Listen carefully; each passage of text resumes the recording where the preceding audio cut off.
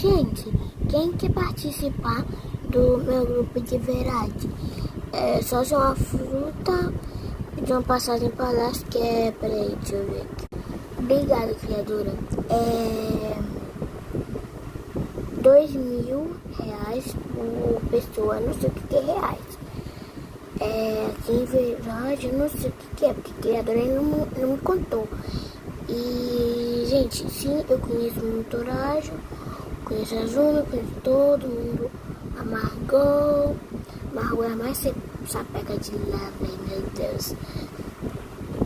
Ainda aparece em vídeos porque eu sou emoji cat e também vai aparecer que foi o Torage que fez, gente. E foi isso. Tchau. Ô, Laranjinha. Que foi? Tu não tem dever de casa, não? Criadora, eu tenho mesmo.